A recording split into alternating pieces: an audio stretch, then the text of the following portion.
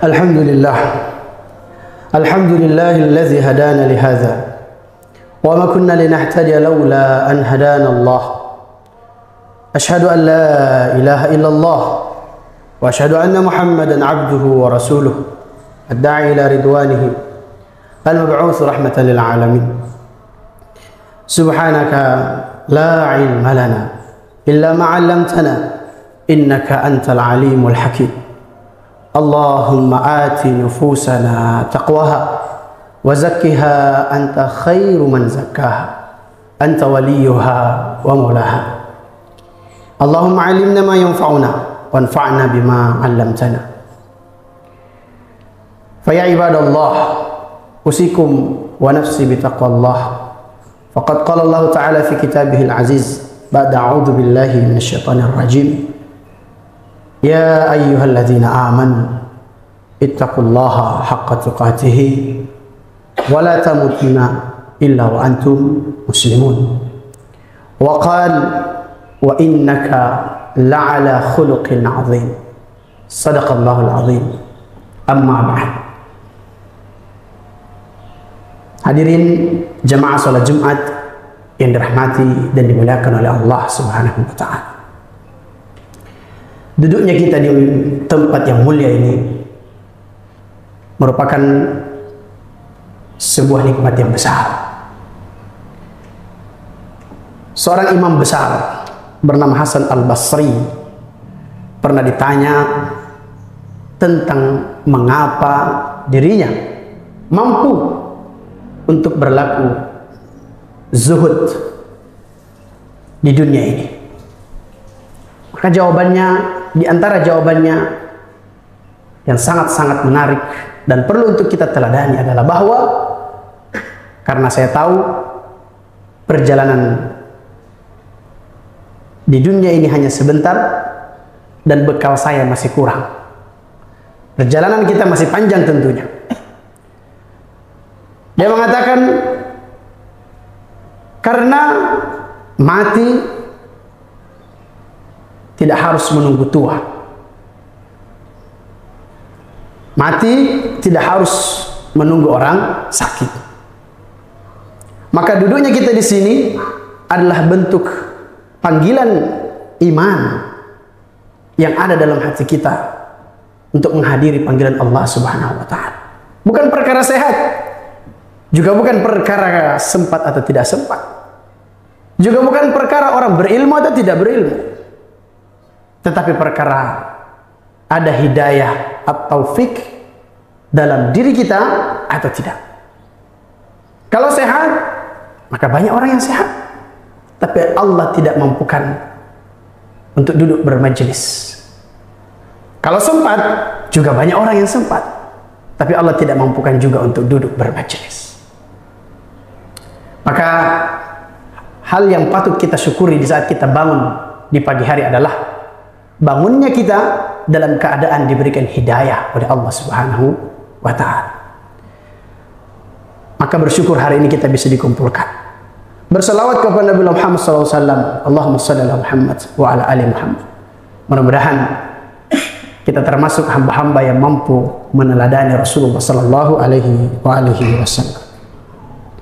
Hadirin jamaah Jumat rahmati Allah Subhanahu wa taala. Tema kita pada kesempatan yang berbahagia ini adalah kemuliaan ilmu dengan adab. Kalau kita berbicara tentang sebuah ilmu, maka ini sesuatu hal yang masyhur dan tidak perlu kita perdebatkan. Karena Rasulullah sudah mengeluarkan statement yang jelas melalui sabdanya bahwa setiap orang Islam, setiap orang-orang yang beriman, faridah, wajib hukumnya untuk menuntut ilmu. Bahkan kalau ada orang ahli ibadah dengan ahli ilm, jangan tanya ahli ibadah, tanya ahli ilm. Kemudian Allah Subhanahu wa taala menegaskan dan memperkuat, fas'alu ahla dzikri in kuntum la ta'lam. Tanya kepada orang yang mengetahui, tanya kepada orang yang belajar. Jikalau ada hal-hal sesuatu yang kau tak mengerti akan itu. Dan Allah peringatkan, wala taqfu bihi ma laisa laka bihi ilm. Jangan kau campur, jangan kau masuki, jangan kamu urus, jangan kamu sok-sokan masuk kepada ranah yang kau tidak punya ilmu atasnya. Artinya segala sesuatu harus butuh ilmu. Jamaah rahmati Allah Subhanahu wa taala. Oleh karenanya Allah Subhanahu wa taala peringatkan kita. Wa ma arsalnaka illa rahmatan lil alamin. Tidaklah engkau wahai Muhammad. Ulama mufassirin kalau khitabnya ditujukan kepada baginda Nabi Muhammad SAW, artinya itu juga ditujukan kepada kita. Perhatikan, illa rahmatan lil alamin. Tidaklah kita diutus, tidaklah kita dilahirkan di muka bumi ini kecuali untuk menebarkan kasih sayang, rahmah bagi seluruh alam. Permasalahannya, apakah ilmu menjadi sebuah sebab untuk berperilaku rahmah, berkasih sayang? Bisa jadi. Apakah ilmu bisa mendorong orang untuk kemudian berakhlakul karim? Bisa jadi. Tapi hakikatnya di saat yang sama ilmu juga bisa membuat orang itu rakus, ilmu juga bisa menyesatkan orang itu sendiri. Maka penting sekali untuk didasari ilmu itu akan adab. Oleh karenanya Allah ingatkan dalam surah Al-Mujadilah, ya ayyuhalladzina amanu idza qila lakum tafassahu fil majalis fafsahu yafsahillahu lakum. Kalau dikatakan kepada kamu, berlapang-lapanglah dalam bermajlis, berikan kemudahan orang untuk menuntut ilmu, maka permudahlah. Yang menarik, tadabbur kata selanjutnya, yarfa'illahu alladhina amanu minkum walladhina utul ilma darajat. Perhatikan, Allah mengawali mengangkat derajat orang berilmu itu bukan dengan ilmunya. Allah mengawali memuliakan orang yang berilmu itu bukan atas kecerdasannya, tetapi Allah mengawali dengan kata-kata apa? Amanu, al-iman. Artinya apa? Ilmu tanpa didasari iman bisa jadi dia akan menjadi malapetaka.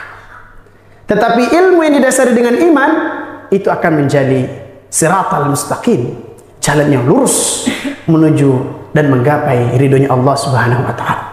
Oleh karena itu, iman itu harus dibentuk oleh 3 dasar utama. At-tasdiqu bil qalb, membenarkan dalam hati kita, lalu kemudian diucapkan dengan lisan, wat tatbiqu bil amal, dan diperlihatkan, dibuktikan dengan amal. Jemaah rahmati Allah Subhanahu wa taala, dari ayat ini kita bisa mempelajari bahwa kurangnya ilmu bisa ditutupi dengan adab, tapi kurangnya adab tidak akan pernah tertutupi sebanyak apapun ilmu itu. Indonesia hari ini didirikan oleh pendiri-pendiri bangsa kita dan orang yang betul-betul mengerti bagaimana pondasi agama Islam ini dibangun berperadaban. Oleh karenanya kita perhatikan apa sebenarnya menjadi kekuatan besar misi daripada pendiri bangsa kita, dituliskan dalam Pancasila. Dalam sila pertama kita diajarkan bahwa yang paling pertama kau harus yakini wahai warga dan penduduk Negara Kesatuan Republik Indonesia, ketuhanan yang Maha Esa. Apa maksudnya ini? Tauhid. Bahwa kamu boleh berbangsa-bangsa, kamu boleh berbudaya, kamu boleh apapun yang kau kerjakan di bumi Nusantara ini, tapi berketuhanan yang Maha Esa. Dan itulah risalahnya para anbiya. Dari sejak Nabi Adam sampai kemudian Rasulullah SAW, semuanya mengajarkan tentang bagaimana tauhid. Oleh karenanya Allah berikan ganjaran yang kuat dan dahsyat bagi orang-orang yang tidak mencampurkan dan memperkokoh tauhidnya kepada Allah. Walladzina amanu walam yalbisu imanahum bizulmin ulaika lahumul amnu. Orang-orang yang beriman kepada Allah Subhanahu wa taala dan tidak mencampur adukkan keimanannya dengan segala sesuatu apapun, ulaika lahumul amnu, akan diberikan rasa keamanan, ketenangan dalam hidupnya. Akidah. Tapi yang menarik, pendiri bangsa kita menyebutkan sila yang kedua, kemanusiaan yang adil dan beradab. Allahu Akbar. Ini merupakan tatanan negara yang sangat-sangat luar biasa. Kalau seandainya generasi kita dipahamkan terhadap bagaimana cita-cita bangsa kita ini agar menjadi orang-orang yang mulia dengan berperadaban, maka sebenarnya kita kembali ke Pancasila, kemanusiaan yang adil dan beradab. Jemaah rahmati Allah Subhanahu wa taala, apalah makna dari sebuah ilmu yang banyak kalau tidak punya akhlak sesama tetangganya? Apalah makna daripada sebuah hafalan yang katanya banyak dan mungkin itu kalau tidak mampu menghargai gurunya? Apalah makna daripada jabatan, apalah makna daripada gelar yang kita miliki kalau tidak pernah menghargai bagaimana sesama saudaranya? Jemaah rahmati Allah Subhanahu wa taala. Oleh karenanya Rasulullah SAW punya misi yang sangat rinci, bahkan disebutkan secara tegas, innama bu'istu liutammima makarimal akhlak. Allah mengutus Rasulullah SAW untuk menyempurnakan akhlak, mengajarkan ya kepada seluruh umat makhluk yang bernama manusia bahwa hidup harus berperadaban. Hari ini kita tidak kekurangan orang cerdas. Hari ini kita tidak kekurangan orang yang tinggi IQ-nya, tidak.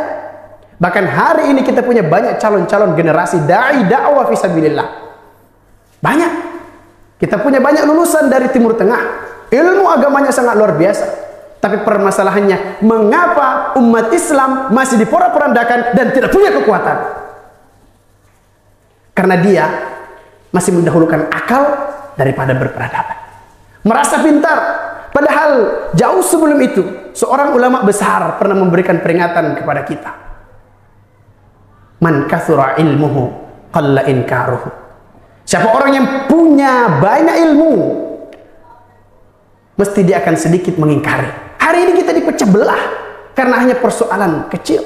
Padahal agama ini dibangun atas 3 dasar: akidah, syariah, dan akhlak. Bagus akidahnya, syariatnya bobrok, tidak bisa. Maka orang yang masuk Islam secara kafah harus memperbaiki akidah, memperbaiki syariat, juga buahnya adalah akhlakul karimah. Maka tidak jarang kemudian kita mendengarkan perumpamaan orang mukmin itu seperti pohon kurma. Bagaimana pohon kurma? Dia punya akar yang kokoh, yang kuat, tertancap dalam tanah ini. Tak terlihat, tak nampak. Tetapi itulah hakikatnya iman dan takwa yang kita miliki. Semakin kokoh menancap ke dasar, semakin kuat keimanan dan ketakwaan kita, tak mudah digoyahkan oleh apapun godaan dunia. Kurma itu punya batang yang lurus, tegak, berdiri. Itulah hakikatnya syariat. Bahwa hari ini banyak yang mengajarkan syariat-syariat yang kemudian menyesatkan umat. Sesungguhnya syariat yang benar itu hanya tertuju kepada Allah Azza wa Jalla dan apa yang dititahkan oleh Rasulullah SAW. Akidah, iman dan takwa, batang adalah syariat. Percuma kurma kalau dia hanya tumbuh besar menjulang ke angkasa dengan segala keilmuan yang dimiliki itu, kalau tidak punya buah, maka petani akan menebangnya, akan menjadi sampah. Begitulah hakikatnya. Buah itu, buah kurma itu adalah akhlak daripada seorang yang beriman, bersyariat dalam beragama Islam. Jangan mengaku kemudian kita ini duduk di majelis, ilmunya tinggi, menghafal ratusan hadis, hafal Al-Quran, tapi masih sering mencari kesalahan orang lain. Masih sering menggunjing guru kita, masih senang menilai guru kita, masih senang menyalahkan guru kita. Kata para ulama, al-ilmu bit-talab wal barakatu fil ilmi bil khidmah. Ilmu itu harus dikejar, dituntut, dicari. Tetapi kalau kau dapat, ingat keberkahan ilmumu di saat engkau mampu berkhidmah kepada gurumu. Jamaah rahmati Allah Subhanahu wa taala. Maka ilmu akan mulia dengan adab. Agama juga seperti itu. Apa sih hubungannya? Kita kemudian duduk, rukuk, sujud, berdiri di atas sejadah dengan kemungkaran-kemungkaran yang siap menghantam kita di luar sana. Allah berfirman, aqimis sholata, dirikanlah sholat, kita sholat. Tetapi di sisi lain Allah berfirman, innas sholata tanha anil fahsya'i wal munkar. Sesungguhnya sholat itu mencegah daripada perbuatan keji dan munkar. Sholat di masjid, kemungkaran di luar sana. Hakikatnya apa? Kita menunaikan sholat itu adalah syariat, tetapi hakikat daripada syariat itu adalah mampu daripada melindungi kita berbuat kemaksiatan. Jamaah rahmati oleh Allah Subhanahu wa taala. Oleh karena pentingnya adab bagi orang yang berilmu, dan ilmu tanpa adab itu akan menghadirkan keburukan dalam berbangsa dan bernegara, khususnya umat Islam. Maka tidak jarang ulama-ulama itu kemudian menyebutkan dalam perkataannya. Taruhlah kita kutip perkataannya Imam Malik rahimahullah ta'ala. Beliau kemudian mengatakan, lan yasluha akhir hadhil ummah illa bima salaha bihi awwaliha. Umat ini tidak akan benar pondasinya, tidak akan benar ujungnya kalau kita tidak mampu membenarkan awalnya. Maksudnya apa? Hari ini kita sibuk untuk mendidik generasi bangsa kita, mendidik orang lain, tapi ternyata kita lupa mendidik anak kita. Coba kita kembali ke rumah kita dan lihat bagaimana sholatnya anak kita, bagaimana cara dia merespon panggilan orang tuanya.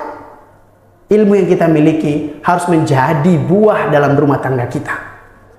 Itulah sebabnya Allah Subhanahu wa taala berfirman, ya ayyuhalladzina amanu qu anfusakum wa ahlikum nar. Jaga dirimu dan keluargamu dari api neraka. Jamaah rahmati Allah Subhanahu wa taala. Inilah yang menjadi pesan penting pada khutbah Jumat kali ini. Mudah-mudahan kita semua dijadikan orang yang berilmu dan berperadaban. Karena Rasulullah SAW menjanjikan sebuah kemuliaan yang sangat tinggi bagi orang-orang yang memiliki adab.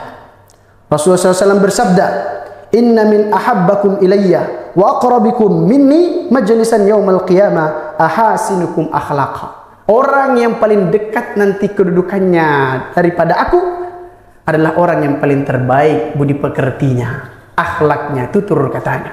Dan kita belajar.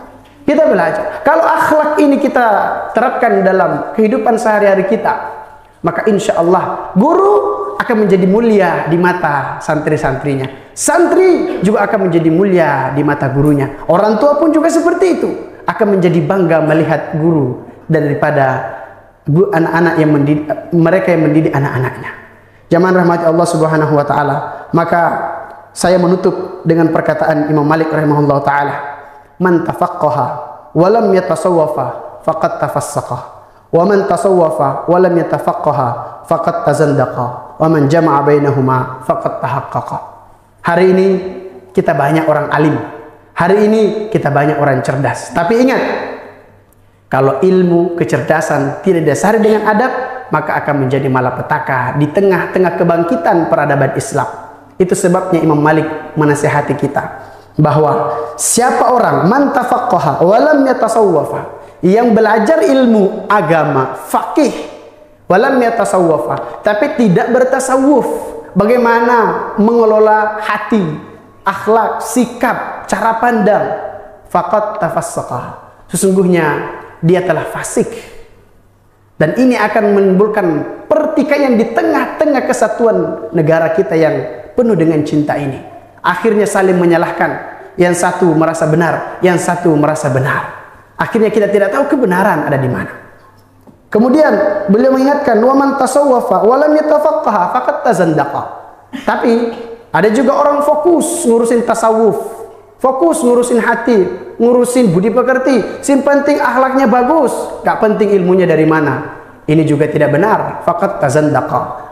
Dia telah termasuk orang-orang yang zindik. Lalu beliau menutup, wa man jama'a bainahuma, siapa orang yang mengumpulkan tafaqqaha wa tasawwafa, dia belajar agama, juga belajar bagaimana mensosialisasikan agama itu agar sampai kepada sesama manusia hablum minan nas dengan cara yang baik, faqad tahaqqaqa, sesungguhnya dia telah sampai pada tujuan ibadah itu diperintahkan. Allah mengingatkan, wa ma khalaqtul jinna wal insa illa liya'budun, tidaklah aku menciptakan jin dan manusia kecuali hanya untuk beribadah kepadaku. Maka mari beribadah berakhlak. Dan jangan lupa, ibadah, akhlak harus didasari dengan ilmu yang benar. Aqulu qali hadza wa astaghfirullah li wa lakum fastaghfiruhu innahu huwal ghafurur rahim.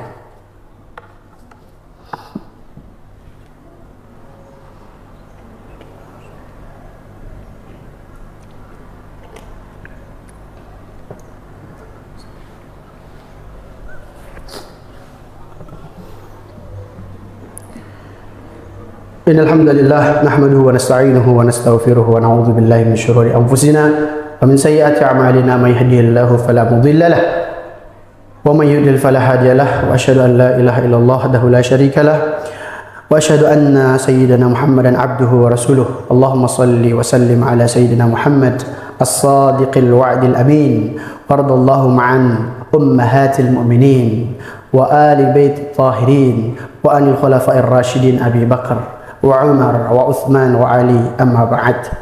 Faya ayyuhal muslimun, usikum wa nafsi bitaqwallahil aliyyil azim fattaquh wa alamu anna Allah amarakum bi amrin azim, amarakum bis salati was salami ala nabiyil karim faqal inna Allaha wa malaikatahu yusalluna ala nabi ya ayyuhalladzina amanu sallu alaihi wa sallimu taslima.